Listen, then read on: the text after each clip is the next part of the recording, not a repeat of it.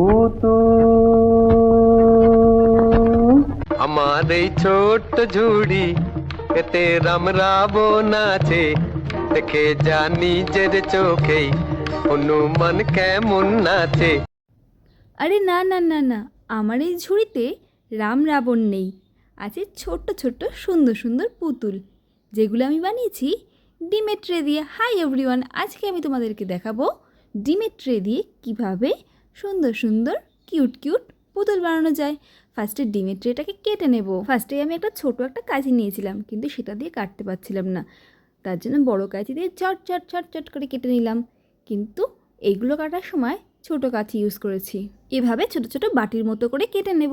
এবার এগুলোকে রং করে নেব। তোমাদের যেরকম যা খুশি রং মনে হয় তাই করো, কিন্তু সবসময় মনে রাখবে পুতুলের যে মুখটা বানানো হবে সেই মুখের মধ্যে সাদা অথবা হালকা পিঙ্ক রংটা দিলে মুখগুলো দেখতে ভালো হয়। এভাবে কতগুলোকে রং করে নিয়েছি। রং করে কিন্তু খুব ভালোভাবে শুকিয়ে নিতে হবে।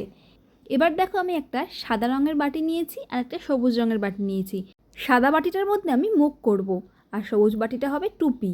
মুখ আর টুপি দুটোই সমান সমান হয়ে যাচ্ছিল, যার জন্য আমি কি করেছি, যেটার মধ্যে আমি মুখ করব সেটা কাঁচি দিয়ে কেটে ছোট করে নিয়েছি। এবার দেখো, টুপির থেকে মুখটা একটু ছোট হয়েছে, যেটা ন্যাচারালি হয়ে থাকে, টুপিটা একটু মাথার থেকে বড়ই থাকে।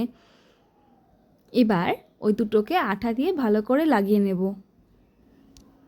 ভালো করে আঠা দিয়ে লাগানোর পরে কিন্তু সঙ্গে সঙ্গে অন্য কাজে এগোনো যাবে না। এটাকে প্রায় 1 ঘন্টা রেখে ভালোভাবে শুকিয়ে নিতে হবে।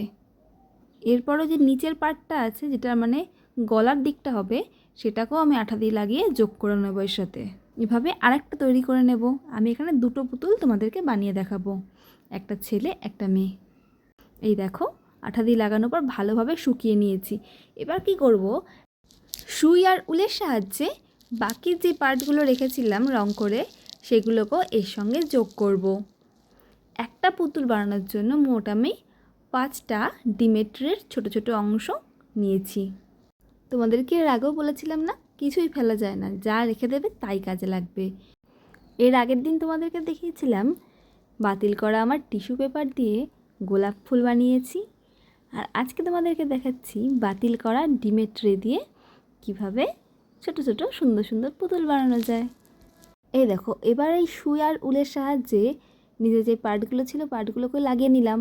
এবার পুতুলগুলোর চোখ মুখ এঁকে নেব। আমি ধূপকাঠির যে পিছনে কাঠি থাকে সেই কাঠি দিয়ে চোখ মুখ এঁকেছি। কেন বলো তো, আমি তুলি দিয়ে পারছিলাম না, তুলি দিয়ে আঁকতে গিয়ে আমার অনেকগুলো মুখ নষ্ট হয়েছে, কেমন যেন একটা এবড়ো কেবড়ো থ্যাবড়া একটা মুখ চলে আসছিল। আমি একবার কাঠি দিয়ে ট্রাই করতে গেলাম, দেখলাম সুন্দর হচ্ছে, তাই কাঠি দিয়েই সব পুতুলের চোখ মুখগুলো আমি এঁকে নিলাম। এভাবে পুতুলের চোখ নাক মুখ সবটা এঁকে নেব। আমি এখানে 2টো পুতুল বানিয়েছি। তোমাদেরকে প্রথমেই বলেছিলাম একটা ছেলে পুতুল আর একটা মেয়ে পুতুল আমি আজকে তোমাদেরকে বানিয়ে দেখাবো। ছেলে পুতুলটাকে বোঝানোর জন্য গোপ এঁকে দিয়েছি, কিন্তু মেয়েটাকে বোঝানোর জন্য কি করব বলো তো, কালো রঙের উল নিয়ে নেব, যেটা দিয়ে মেয়েটির চুল বানিয়ে দেব। কালো রঙের উলকে এরকম ছোট ছোট টুকরো করে কেটে নিয়ে সেই টুকরোগুলোকে আবার সুইয়ের সাহায্যে এরকম ছোট ছোট উল বার করে নেব, যেগুলোই হবে আমার পুতুলের চুল। এই দেখো, আমি সবগুলো উল বার করে নিয়েছি। এবার আঠার সাহায্যে পুতুলের মাথার মধ্যে সবটা লাগিয়ে নেব, তাহলেই হয়ে যাবে আমার পরম সুন্দরী। কথায় আছে, যতটা গুড় দেবে ততটা বেশি মিষ্টি হবে। হাতের কাজও কিন্তু সেরকম, যতটা সুন্দর করে সাজাতে পারবে ততটাই সুন্দর হবে। আমার মেয়ে পুতুল রেডি। এবার তো বুঝতে পারলে ছেলে আর মেয়ের মধ্যে তফাৎটা। তাহলে বন্ধুরা, কেমন লাগলো আজকের ভিডিওটি প্লিজ কমেন্ট করে জানিও। দেখা হচ্ছে আর একদিন। ভালো থাকবে, সুস্থ থাকবে। অসংখ্য ধন্যবাদ সবাইকে।